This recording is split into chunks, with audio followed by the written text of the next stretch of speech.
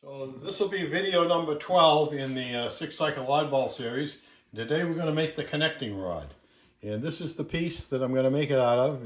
It's 3/8 of an inch thick by, I think it's 3/4 of an inch wide, whatever the plan said.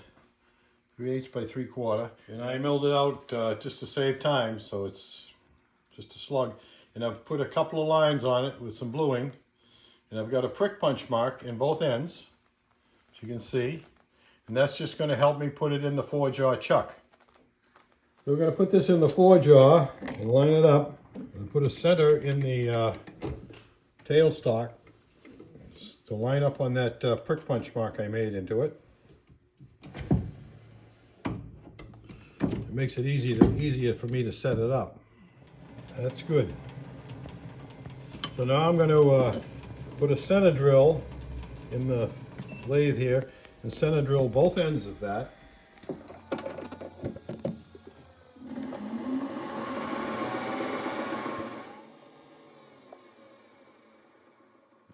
It's good for that end. I'll just reverse it and do the other end.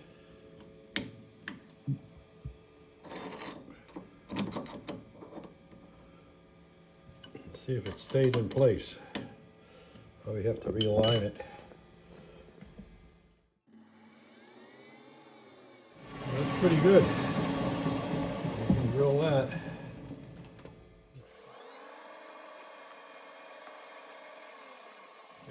So now both ends are center drilled. I'm going to take it over to the milling machine and we're going to drill the 2 holes in it for the crankshaft and the wrist pin. And the vise, rather. I'm going to put the chuck in. We're going to put a center drill in that. First I'm going to get it started on this hole with a center, just by eye. Okay, that should be good. This doesn't require a lot of accuracy, just fairly close, because what is important is that the holes are the right distance apart and they are reamed holes and they're straight through. So you got to do this in one setup. You don't want to take that out of there and then come back and drill the other hole later. So we'll drill this first hole. This is going to be the 1/2 inch hole.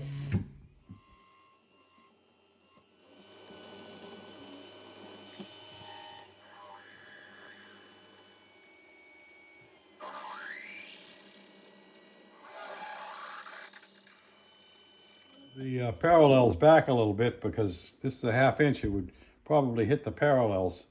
So we'll move those back. We'll drill this out to almost a 1/2 inch, 31/64, I think it is.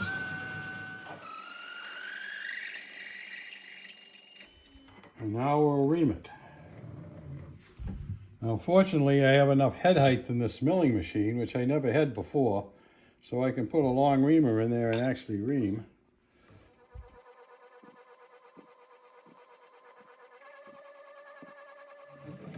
There it is. We're going to move over here 3 7/8 and drill the other hole now. We're going to zero this and we're going to go with 3/875. Okay, that's good.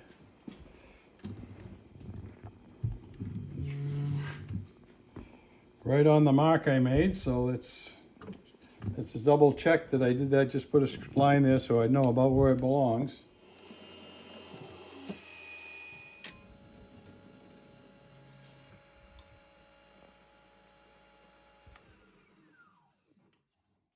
So that's a reamed 3/16 inch hole. So I got a number 15 drill here, which is 7 thousandths under. 187 is 3/16. I'll drill it and we'll ream it.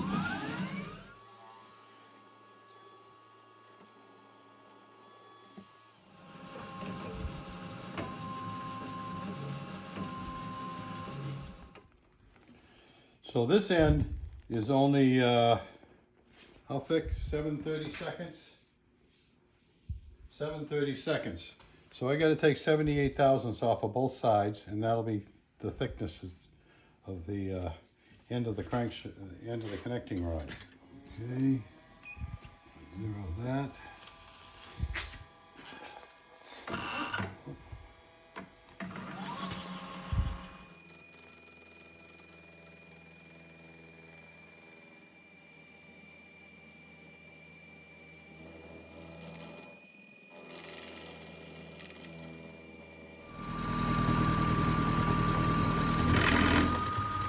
Okay, that's one side. Now I'm going to flip it over and do the other side.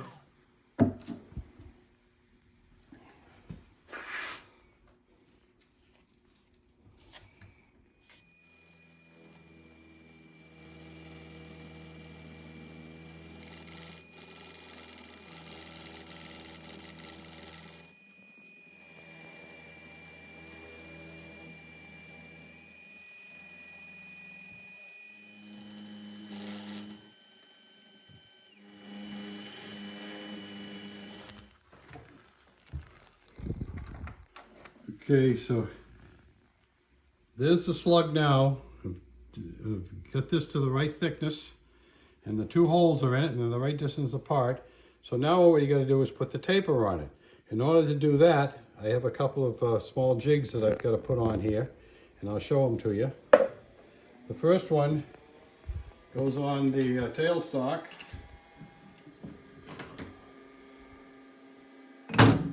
This is the jig I made some years ago, so I don't have to offset my tailstock because it's hard to put back in position. And all this is just a slider with a center mounted into it.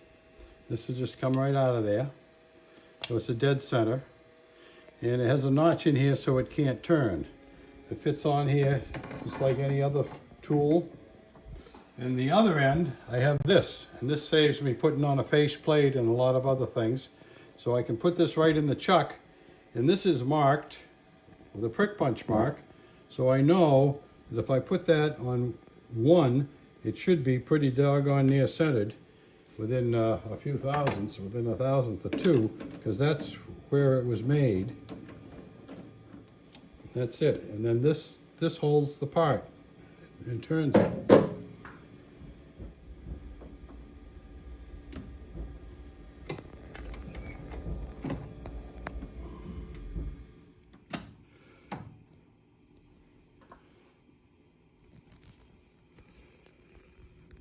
Now this is in place of a dog that would spin it on the face plate. It's much smaller, much lighter.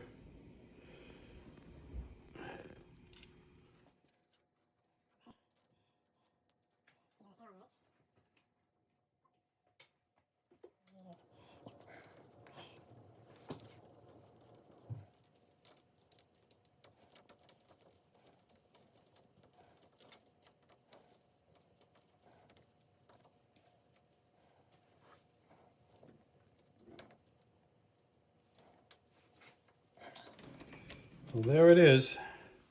Now the next thing, we got to get a tool that I can reach in there and grab that with, and that's this. I can cut with no problem, I think, all the way in with that.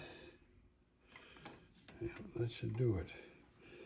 So the taper is preset, and it should be just about right, because I taper connecting rods before, and it doesn't matter what the taper is, it's only there for looks, so I do them all the same. Let's try and take a cut on this and see what it does.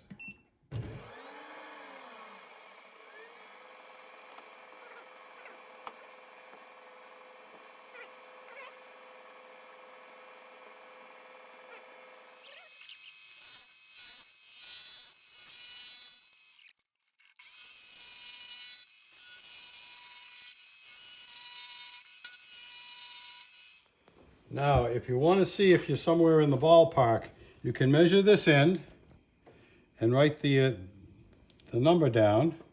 That's 600 thousandths, and this is 680 thousandths. So that's 80 thousandths difference. And if you take the measurements from the print and figure out the diameter here and the diameter there and see what the difference is, it would be the same. No matter how wide this is, it's going to be the same taper. So you can say, well, there's 80 thousandths difference there, so I've got the taper exactly right. So it's very easy to check it. You don't have to wait till you get down to the end to check it. You can check it as soon as you get it somewhere near round.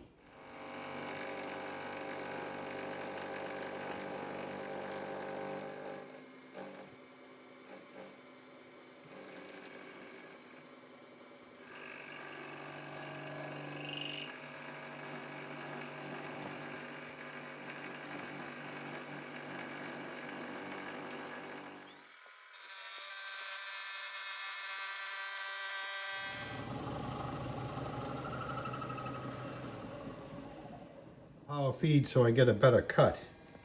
You can see there's quite a bit of taper there.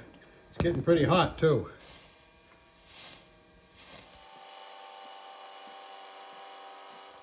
We have 430.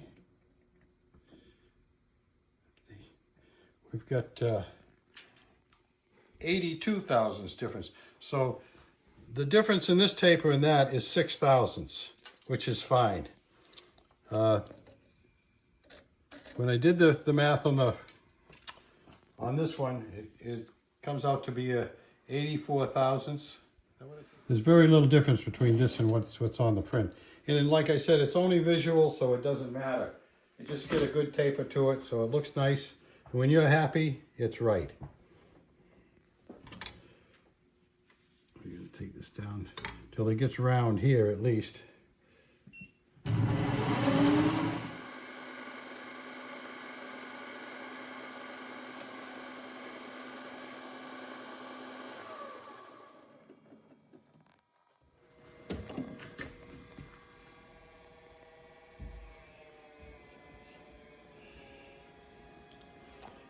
They want 3/16 on this end, 187, but I'm going to leave it a little thicker than that because it just doesn't sound like it's very much to me, and I'm just going to leave it about 200 thousandths.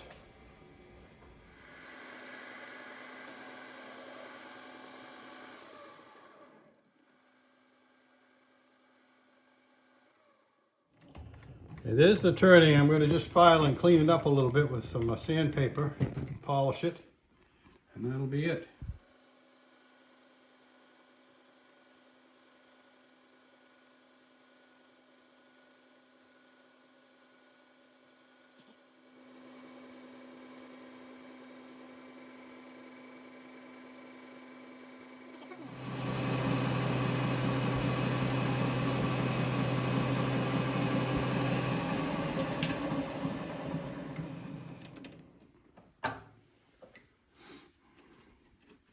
So now what I'm going to do is I'm going to mill the corners off of this, but first I want a little reference line so I can see where it is because it's going to have to be by eye. So I'm going to put a little mark on it with the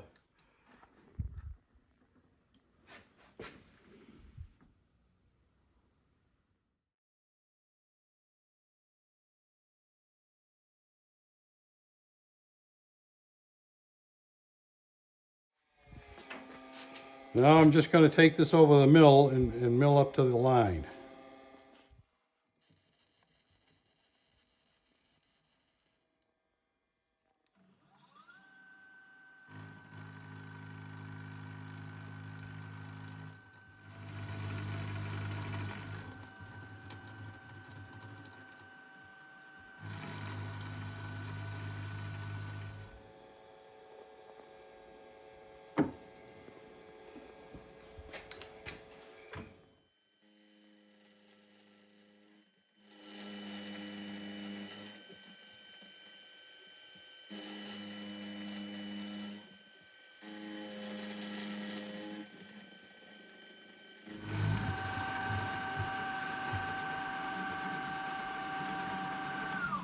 To change the angle of that a little bit. I missed the angle just a little bit. Right there.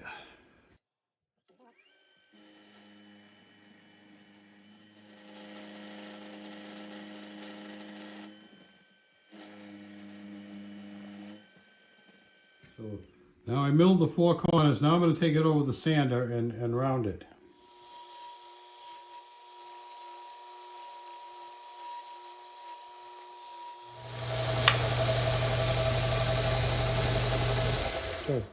Now the reason they do this is for weight. It isn't for looks because you can't see that once the engine's together.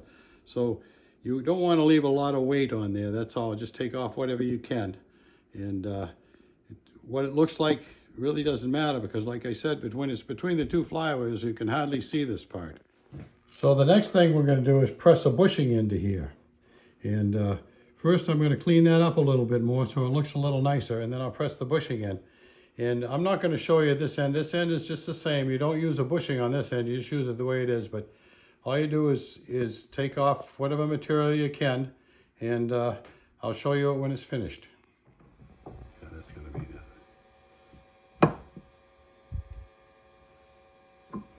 need something to back it up so I can push it the rest of the way through.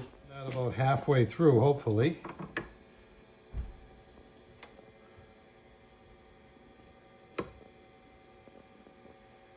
See how that looks. Not quite. A little more.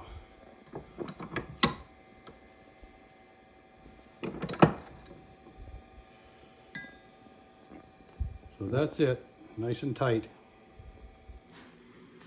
So now I finished off the other end, and as you can see, it's still a little rough. I'm going to have to polish it a little more. But you don't see that either, so it really doesn't matter. I just do it for myself. But you can see this end here, I took some off the edges here, and it's doesn't matter because you can't see that. Once that's, let me show you if I can. That's way down inside this flywheel, down in there, and there's no way you can see it. So just do the best you can on it, and it'll look fine, as long as there's no tool marks on it. So thank you very much for watching the video. I'm not sure what we're going to do the next video, but I'll figure it out. It'll probably be the link that goes across here that's hooked to the governor. There's a little link that goes across. We'll make that next. So thank you very much for watching. Please subscribe to my channel. That's very important. Give us a thumbs up, and thank you again.